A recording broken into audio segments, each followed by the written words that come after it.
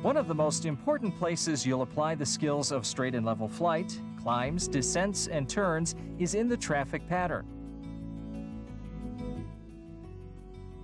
Each runway has its own traffic pattern. The traffic pattern is a rectangular course located adjacent to the runway.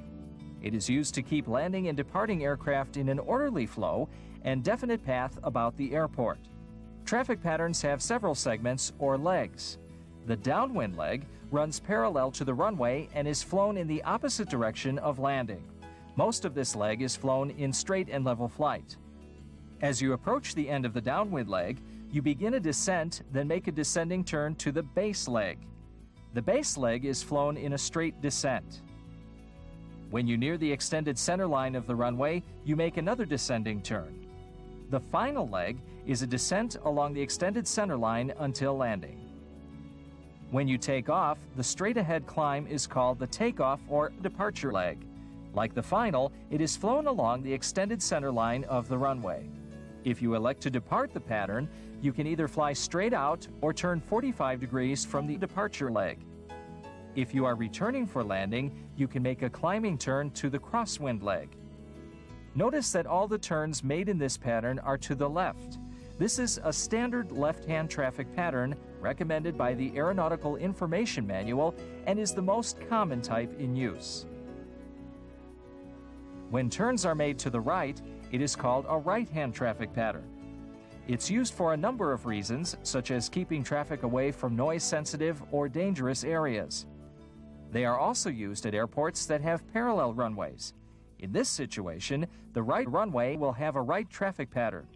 This allows for simultaneous approaches and prevents the two runway traffic patterns from overlapping each other. Now that you have an understanding of the basic left-hand traffic pattern, let's look at how to use it. Most entries into the traffic pattern are made by intercepting the downwind leg at a 45-degree angle to the midpoint of the runway. Before you reach the entry point, you should be at the traffic pattern altitude, which is usually 1,000 feet above the airport elevation. As you approach a non-towered airport, monitor the common frequency and look for any traffic that may already be in the area. Look for airplanes that are turning onto downwind from the crosswind leg. In addition, be alert for airplanes that are flying a wider or closer pattern than yours. Also watch for slower airplanes ahead of you that can create a spacing problem. Before entering the downwind leg, announce your intentions on the common frequency. Longmont traffic, Cessna 66091, entering downwind for runway 29er, touch and go, Longmont. Upon intercepting the downwind leg, turn and fly parallel to the runway. Your heading should be approximately 180 degrees from the runway heading. This leg is flown between 1/2 to 1 mile from the runway. The point on the downwind leg when you are abeam your intended landing spot is where you generally begin your descent. Upon reaching the position approximately 45 degrees from your intended landing spot, check to make sure there is no other traffic already established on the base leg. Then begin your turn.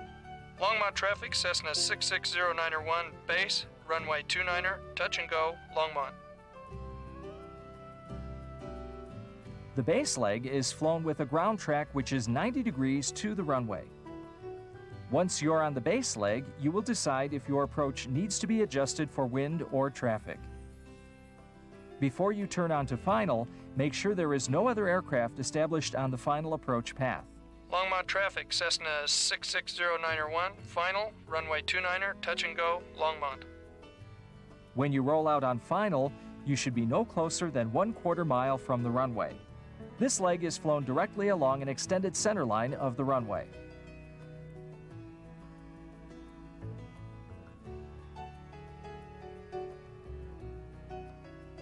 When you depart a runway, you should continue straight out along the extended center line until you are past the departure end of the runway and within 300 feet of the traffic pattern altitude. At this point, you have the option of departing the pattern straight out or making a 45-degree turn away from the departure leg. You can also make a climbing turn to the crosswind leg and return for another landing. In either case, you should announce your intentions. At a tower-controlled airport, the controller may specify the type of departure to be flown, or you can request a specific type of departure. When you approach a tower-controlled airport, you may also be asked to fly a modified traffic pattern to keep the traffic flow smooth. For example, a controller may ask you to enter and report base leg. If so, you should not fly the normal downwind, just the base and final legs of the approach. In this program, you have learned how basic flight maneuvers are used to fly the traffic pattern. These skills are the foundation for learning good approach techniques.